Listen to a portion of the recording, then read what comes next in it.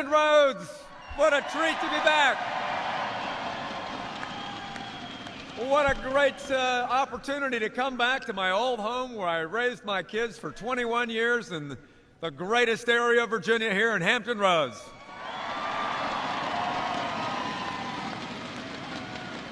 Are you ready to help to restore the American dream for the men and women of this country?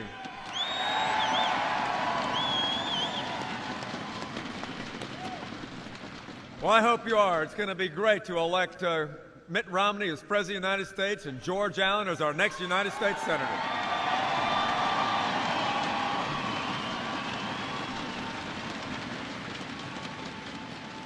I first want to thank all of you for what you've done over this last week. You've been people of great fortitude and courage as that storm approached.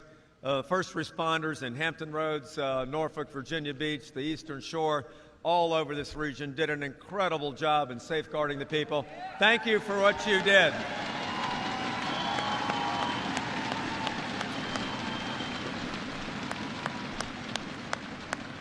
God was merciful. He blessed Virginia, and you followed the rules, and we lived through another storm. Thank you very much for everything you did.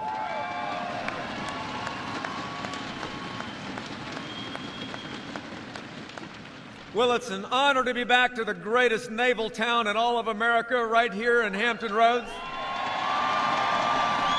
And, you know, we love having Governor Romney here and Paul Ryan here, and, you know, occasionally we actually get visits from the President and from Joe Biden. And, you know, when they come to Virginia, they just say the darndest things. Like, Joe Biden says it's great to be here in North Carolina. And President Obama says, if I don't win Virginia, I'm not going to be President of the United States. Are you ready to help him keep that promise?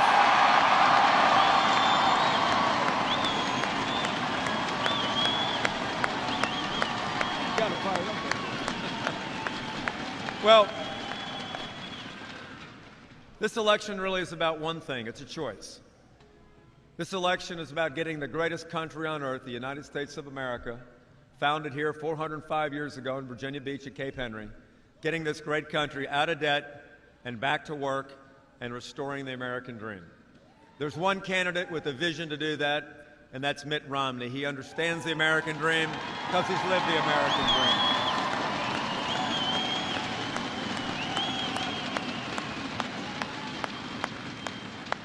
My grandfather came 100 years ago, 1912, from Ireland, a poor farm boy through Ellis Island, started in a factory in Boston, Massachusetts, and now his grandson gets to be governor of the Commonwealth of Virginia.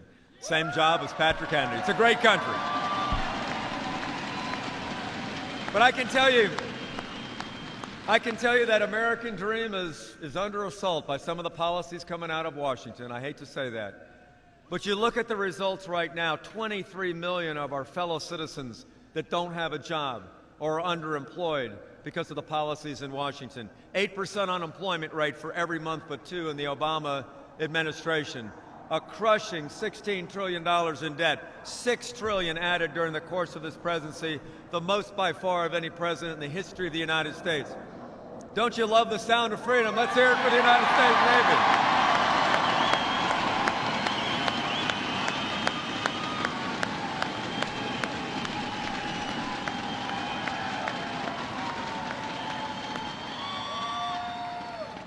But while they're protecting your freedom, 1 in 6 people in the United States lives in poverty, the greatest number of Americans ever on food stamps. No energy policy for the United States of America to use all our God-given resources.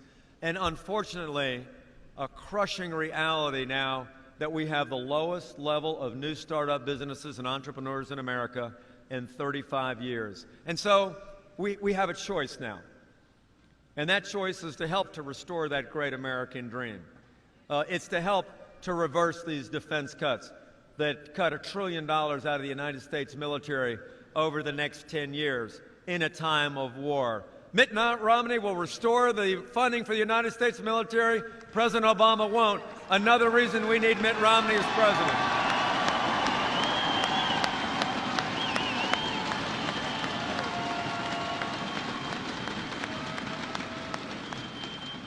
Mitt Romney will make sure that we can be the first state in America to use all of our God-given resources, from the coal in Southwest Virginia to these offshore oil and gas resources off Virginia Beach, so we can be the first state to drill.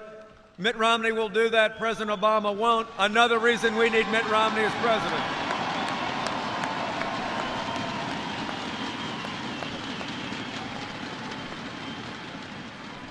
So I'm excited to be here and helping Mitt Romney, George Allen. He was about the greatest reform governor of the modern era: welfare reform, parole abolition, tax relief, high standards in education.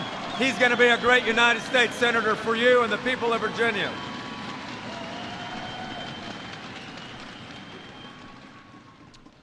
Let me tell you about the Mitt Romney that I know and most of you know, and why he's going to be such a great president.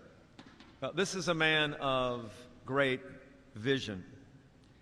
You know, the scriptures say, for lack of vision, the people perish. Well, the opposite is also true. With vision, the people prosper. And we need more prosperity in Virginia Beach and Norfolk and Chesapeake and all over this great land.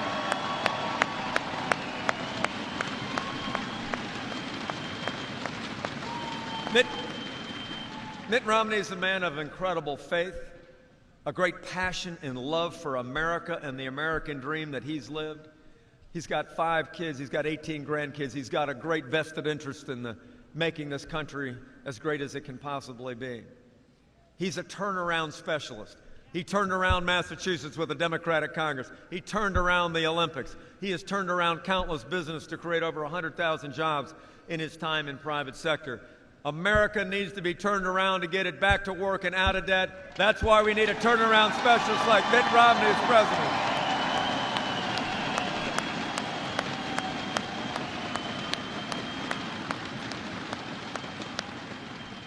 So, ladies and gentlemen, it's now up to you. We've got a great candidate that's got great vision, has got the right experience and the right skill set to heal America at the right time in our history. But the next 5 days are really up to you. There's so much that each one of you can do. I know what you did for me when I ran in 2005 for Attorney General. I won by 360 votes. Elections can be close. You can make a difference these next 5 days. So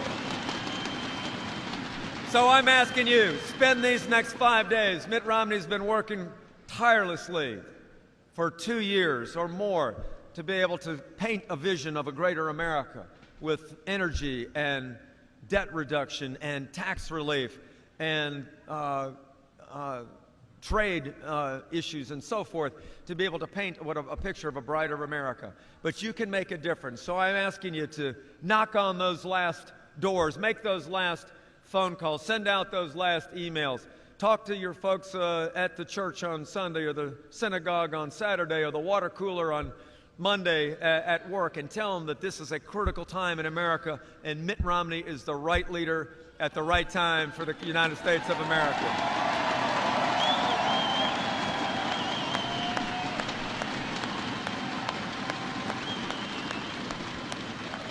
And if you're computer savvy, get on Facebook or send out some tweets. Talk to your 10-year-old daughters or sons. They'll tell you how to do it and get everybody on track. So, ladies and gentlemen, this is game time. Virginia Beach can make a difference in electing Mitt Romney as President of the United States, along with Norfolk and Chesapeake and all of Hampton Roads. So, let's get to work. Let's do everything that we can do to make sure that we've got a great, visionary, charismatic leader for the future of this great country. It's now my great pleasure to introduce to you that man, the next President of the United States, Mitt Romney.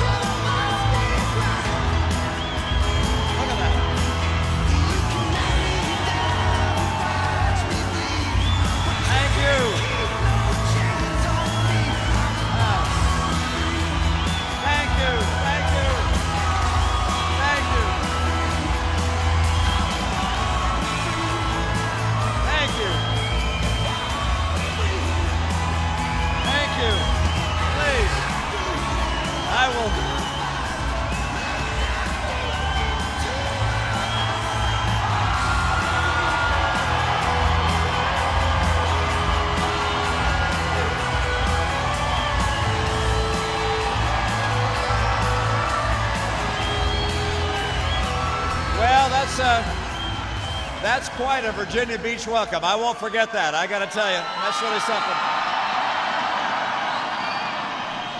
And thank you to Mark Wills for entertaining everybody this evening. Appreciate his music, and also, gosh, your Senator Jeff McWaters. He also did a little singing here tonight, a little plucking. And you guys, aren't you amazing? Thank you so much for that welcome, for your support, for your help.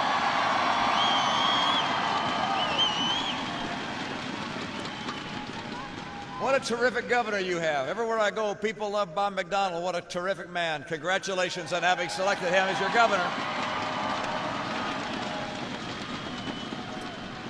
And thank you also to former governor of the next United States Senator George Allen. Appreciate his great work for you, for the country. Congressman Ridgell, appreciate your being here. We got to re-elect him as well, and my guess is you're going to do that solidly and handsomely.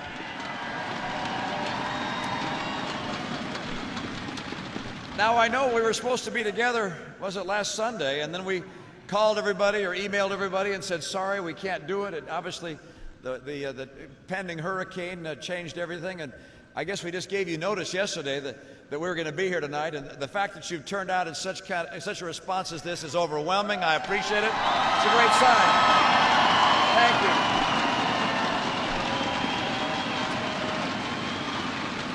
And for those of you that are still suffering from the hurricane's effects, our hearts go out to you. We want to help. I know there are people across the nation, particularly across the east coast of the nation, in New Jersey and New York and Pennsylvania, and other states as well up north, that have been very badly damaged. Many lives have been lost. We as Americans come together to help those that are in trouble. And if you have an extra $1 or more, go on the website for the American Red Cross or Salvation Army or other relief organizations, and let's make sure that we come together as Americans to help those that need help right now.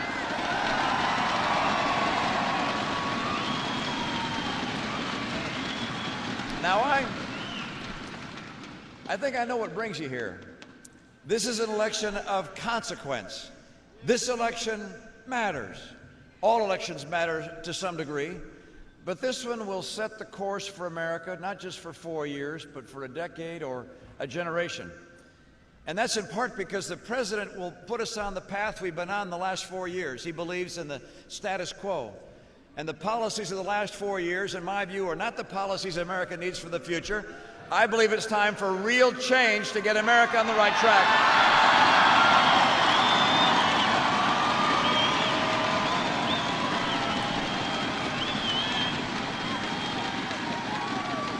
I mean, would you want 4 more years where 23 million people are looking for a good job? Would you want 4 more years with declining earnings and raising taxes? Would you want 4 more years with trillion-dollar deficits every year?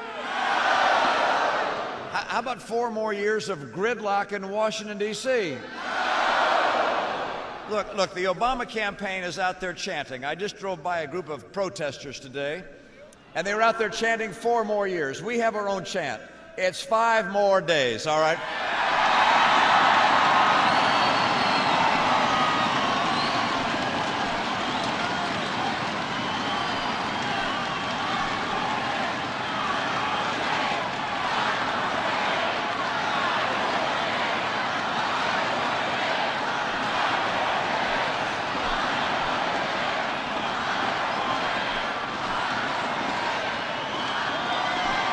Thanks, you guys. You know, we're going to have to come up with a new slogan tomorrow. You know, the president's been casting about, looking for some kind of an agenda to describe to the American people. I mean, we've had 3 presidential debates, which I enjoyed, and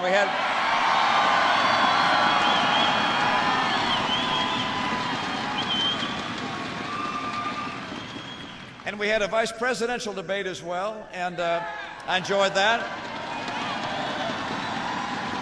And neither the president nor the vice president were able to describe an agenda for the coming 4 years other than just more of the same. They came up with something this last week, though. The president said he's going to consider putting in place a Secretary of Business, all right, a Department of Business. Well, first, of course, we already have a Department of Commerce, and commerce and business do mean the same thing, after all. But I don't happen to think that putting in a new chair in the cabinet room is going to bring new jobs to the people of America.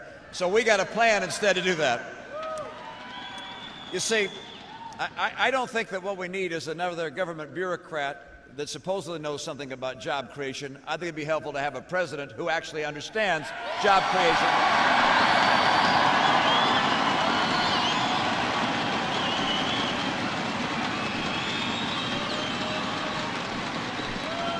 You know that I don't know how closely you're watching the president's campaign. My guess is you're not seeing a lot of MSNBC, but if you or other stations that are showing both sides of the campaign. But the president's campaign has become smaller and smaller and smaller. And I say that because, I mean, he was just the other day talking about saving characters on Sesame Street and playing word games with my name and attacking me on a regular basis, and attacks that he knows aren't true. Attacking me is not an agenda for a second term.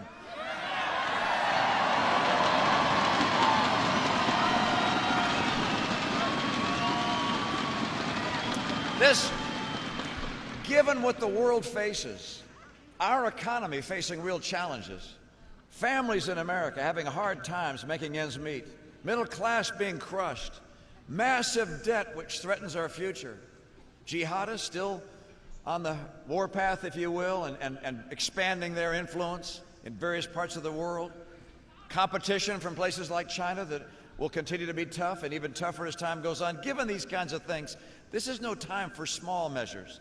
This is time for real change, and when I'm elected president, on day one, we'll bring real change to America.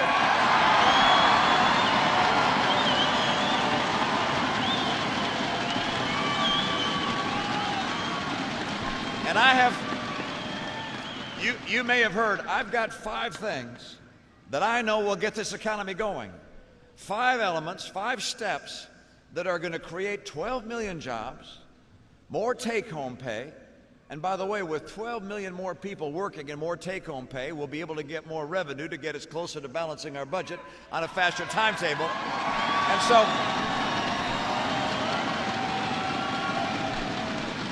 and you probably know what those things are, but number 1, we're going to take full advantage of our oil, our coal, our natural gas, renewables, and nuclear.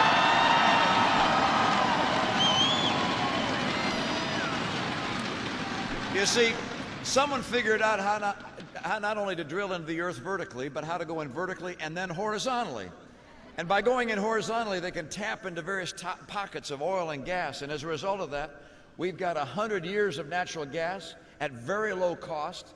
As we take advantage of that natural gas, as well as our other energy resources, we're going to have manufacturing come back here because of the abundant low-cost energy. This is good for America. This is something that's an extraordinary stimulant for our economy.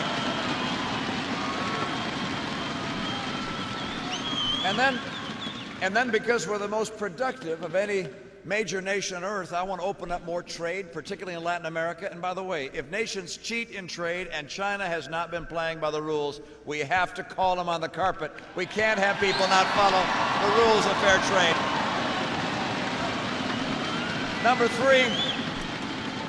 three, we got to be serious about helping people that need new skills so they can compete in today's job market, but we've also got to fix our schools. It's so critical to be able to have our schools globally competitive. We know how to do that.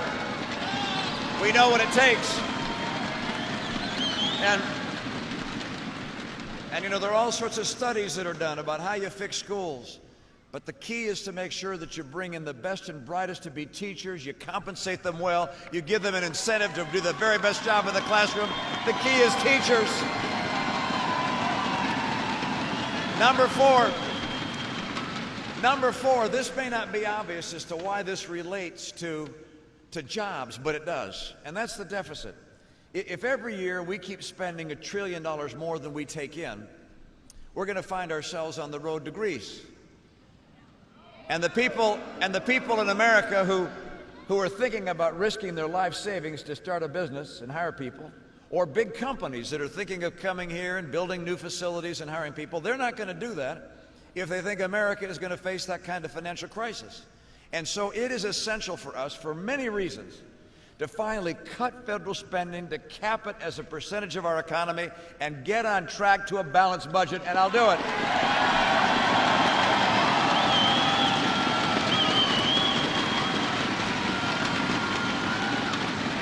And number five, I want to champion small business. I want to help small business grow and thrive.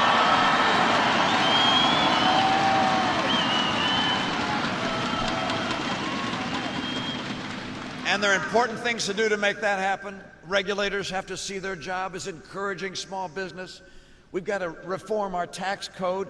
Just to give you a sense of that, our tax rate for businesses that are most successful is 35%. Canada's is 15%. So guess what happens when a company that can be either place decides where to build a new factory? China's is 25%. The European nations are around 25% as well. We're the highest in the world. We're losing jobs. These other countries have realized by lowering their tax rates for employers, they get more jobs, and then people pay taxes with those jobs. I want to bring our tax rates down for small business so we can create more jobs.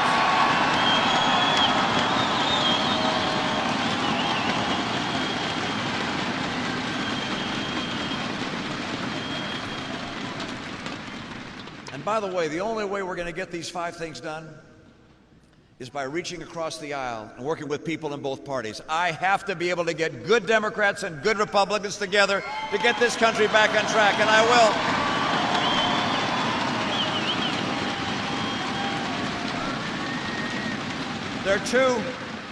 There are two very different paths for the country.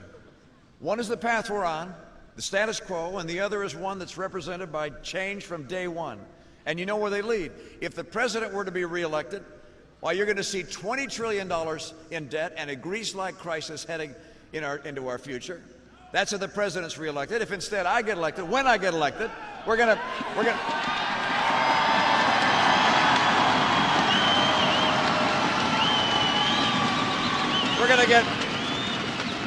get to a balanced budget. And likewise, if the president were to have his way, well, you're going to have Obamacare, and that's going to mean that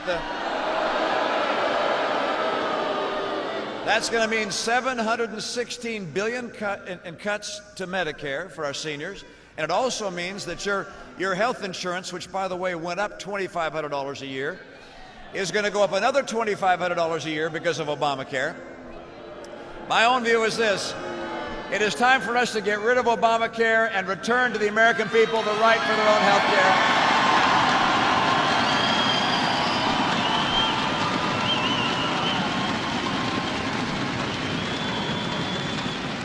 Now, you know what will happen with energy if the president gets reelected. He says he likes, I love the sound of those jets. I know, yeah.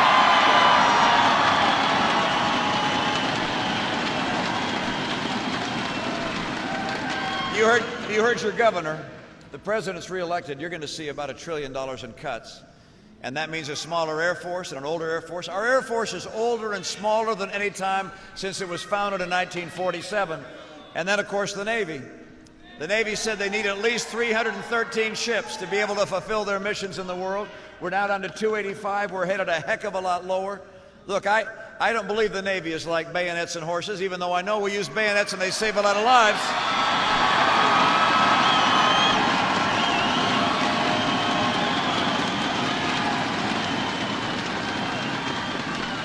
Like bayonets, a modern Navy also will save lives because a strong American military, so strong no one would think of testing it, so strong that people would rather meet us on the bargaining table than on the battlefield. That is essential to us and to the world.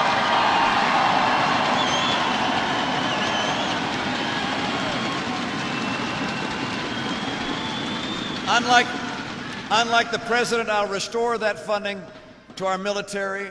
I'll aim for about 4% of the GDP for our military. I will increase the number of ships we build per year. I'll increase our purchases of aircraft.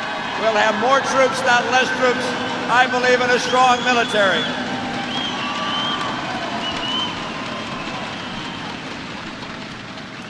the president, when it comes to energy, if he were reelected, you know where we're going, because, you know, he says he's for all the above.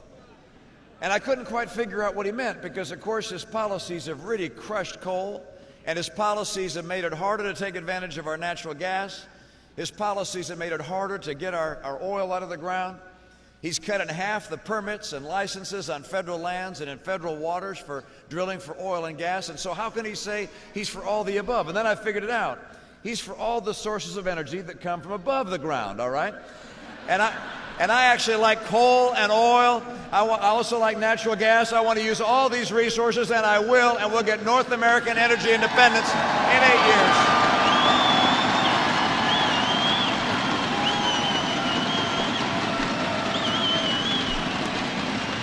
Now I want you to know that I'm optimistic. I know that we're facing some challenging times, but I'm absolutely convinced that brighter times are ahead. And I believe they're going to start very soon. 5 days, 5 days, 5 days.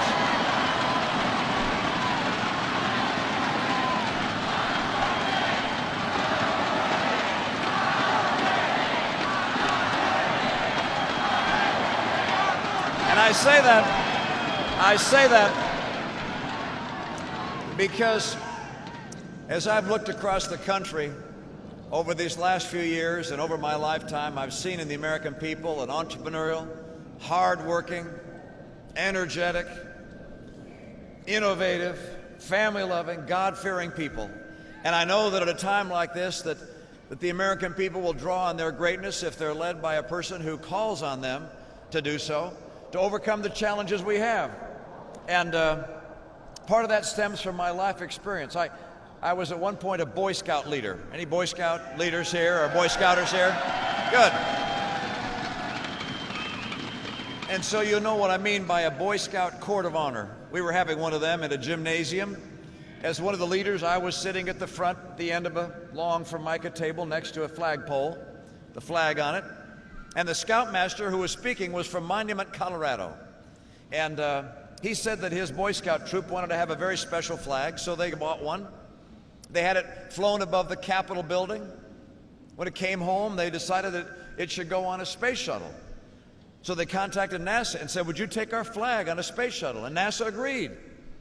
He said the boys were so proud looking from their rooms at school, watching TV as they saw the shuttle Challenger take off, and then they saw it explode before their eyes. And he said he contacted NASA and asked them if they had found any remnant of their flag, and they had not. He said he called every week, month after month, still nothing. And finally he was reading an article some months later in the paper that described some of the debris from the Challenger disaster. And there was a mention of a flag. So he called NASA again, and they said in fact they wanted to come make a presentation to the Boy Scout troop.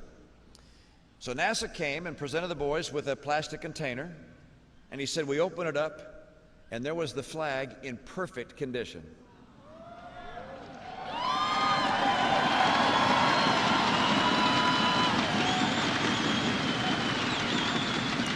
And then he said, there it is at the end of the table next to Mr. Romney on that pole. And so I reached over and pulled the flag out, and it was as if electricity was running through my arm as I thought about the people who were lost in that tragic flight.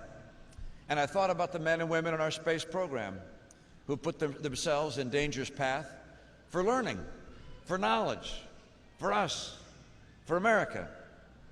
I think that this is part of the American spirit, and that is to give of oneself for something greater than oneself.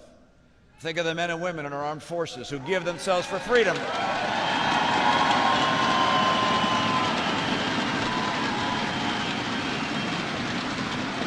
I have one of our, as you know, one of our favorite American hymns is America the Beautiful. The first verse talks about the beauty of our land. A verse that touches my heart is one that goes, "O beautiful for heroes proved in liberating strife, who more than self their country loved, and mercy more than life." Would our veterans and armed services members please raise your hands and be recognized?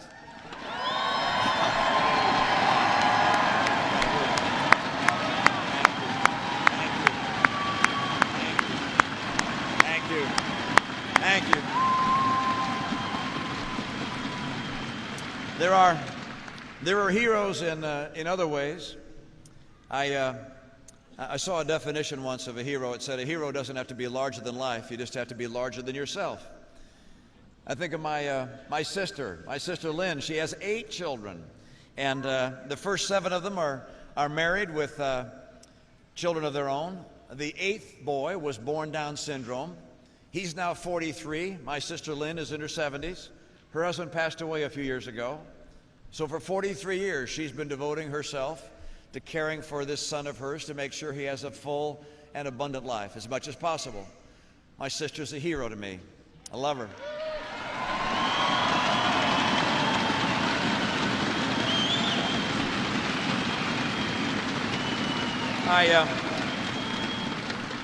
I think of the single moms across America that are saving and scrimping to make sure they can put a good meal on the table at the end of the day for their children. I think of the dads and the moms working 2 jobs because they want to have enough money to buy clothes for their kids so their kids won't stick out at school and look different than the other kids. Think of all the parents this Christmas time who will say to each other, let's not exchange gifts between one another. Let's make sure we have enough for our kids to have a great Christmas. It's in our nature as Americans to live for things bigger than ourselves, our families, our churches and synagogues, our communities, our schools and universities, our branches of the armed service, our country. It's who we are as a people. And at a time like this, I recognize that the people here and the people across this great state have very full hearts because of the love you have for this country. I also know that you have clear eyes because you know the consequence of this election. Clear eyes, full hearts. I'm counting on you to make sure we will win. We can't lose. We can't lose with your full hearts and clear eyes. Thank you so very much. We're bringing back America. We're going to create a bright and prosperous future for you, for your kids, and the world will be a better place because of it. Thank you so very much. You guys are great. Thank you. Thanks so much. Thank you. Thanks, guys.